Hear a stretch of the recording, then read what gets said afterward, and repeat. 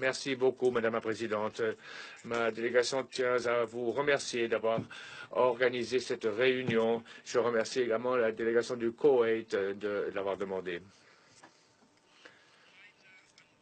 Laila Anwar Al-Gandor, âgée de 8 mois. Ainsi Mohamed Al-Samak, âgé de 14 ans. Misal Al-Fad Al-Sheikh Al-Kadil, 15 ans. Ahmed Adel Moussa Al-Saed, 16 ans. Saïd Mohamed Abou Al-Kahir, 16 ans. Et Bahin Ahmed Al-Sakka, 18 ans. Iman Ali Sadiq Al-Sheikh, 19 ans. Saïd Mohamed Hassan Omar, 19 ans. Botassen Fassi Abou Louli, 20 ans.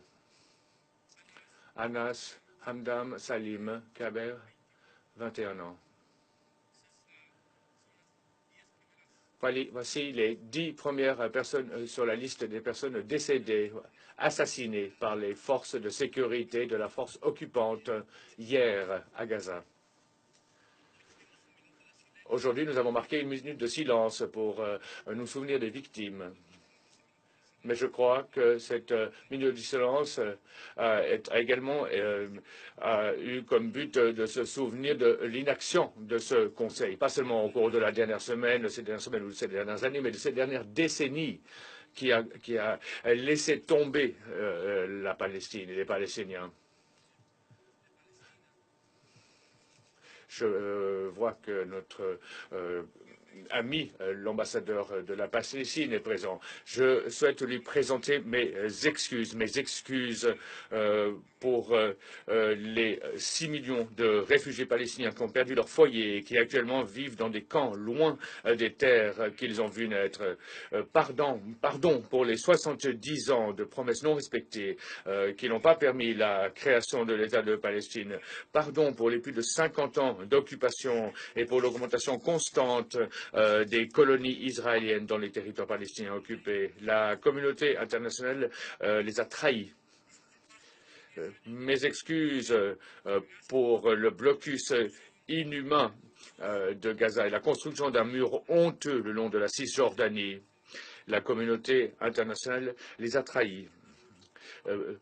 Pardon pour les points de contrôle israéliens auxquels sont soumis quotidiennement les Palestiniens pour pouvoir travailler. La communauté internationale les a trahis.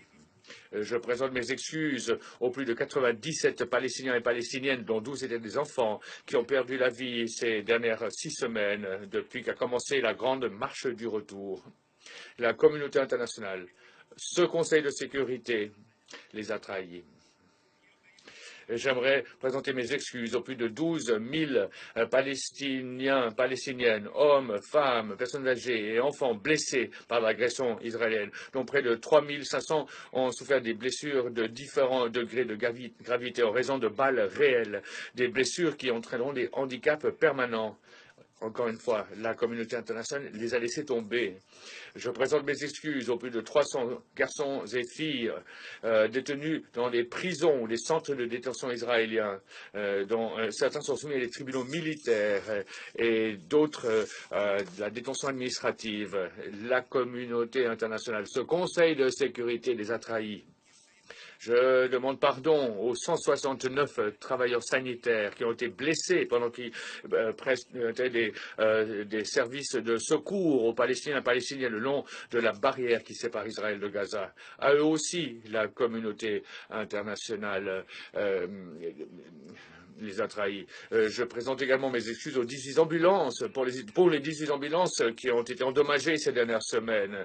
Les hôpitaux, les centres de santé à Gaza qui se sont effondrés et qui n'ont plus de biens et d'articles suffisants, qui n'ont plus d'électricité pour fonctionner. Mes excuses pour les 4 heures d'électricité qu'il y a par jour. La communauté internationale a trahi la Palestine, les Palestiniens.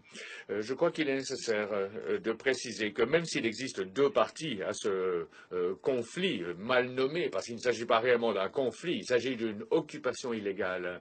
Nous parlons d'une puissance occupante et d'un territoire occupé. ils ne sont pas en égalité de conditions.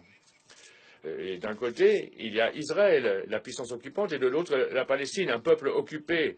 Il existe une inégalité historique, indiscutable. Une partie a utilisé et continue à utiliser la force pour occuper le territoire d'un autre. Une partie déplace par la force des civils, confisque des terres, démolit des logements et installe des colons dans des colonies construites illégalement. Une des parties impose un blocus à Gaza avec des conséquences humanitaires terribles. Et comme le disait fort bien M. Mladenov, Gaza s'est transformé en un genre de prison, une prison soumise à ces conditions. Madame la Présidente, outre cette situation, la décision unilatérale du gouvernement des États-Unis d'Amérique d'établir son ambassade dans la ville occupée de Jérusalem n'est d'autre chose, bien sûr, qu'aggraver encore la situation. La Bolivie exprime une fois de plus sa condamnation la plus forte quant à cette décision qui viole des décisions de ce Conseil de sécurité et de l'Assemblée générale. Les États-Unis, qui appuient la puissance occupante, se sont transformés en un obstacle à la paix. Les États-Unis font partie du problème et non pas de la solution.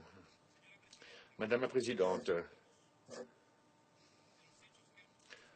après les faits dont nous avons été les témoins, la Bolivie estime qu'il faut activer les mécanismes correspondants de la Cour pénale internationale pour mener une enquête sur les responsabilités, identifier les responsables pour qu'ils aient à rendre des comptes des crimes commis pendant cette grande marche du retour.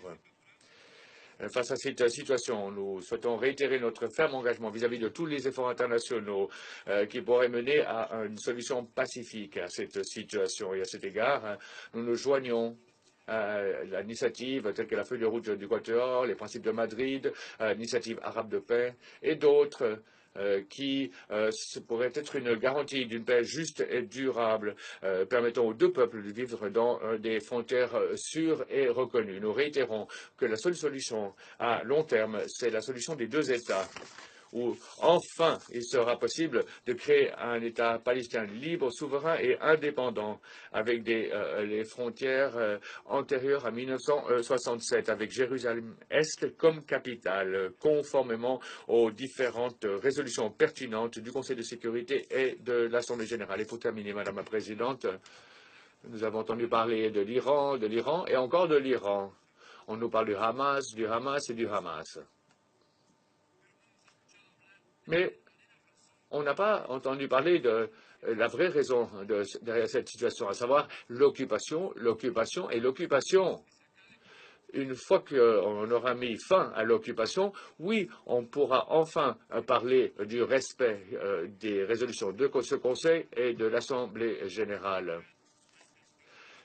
Nous n'allons jamais justifier le terrorisme et nous n'allons pas non plus tomber dans le piège de prétendre que le problème c'est le Hamas, alors que le problème de fond, le cœur du problème, c'est qu'un État reconnu par cette organisation occupe illégalement le territoire d'un autre État et soumet un peuple à des conditions subhumaines. Et c'est une violation grave de la Charte des Nations Unies. Ce n'est que lorsque on aura mis fin à l'occupation que nous pourrons dire que nous avons enfin respecté notre devoir.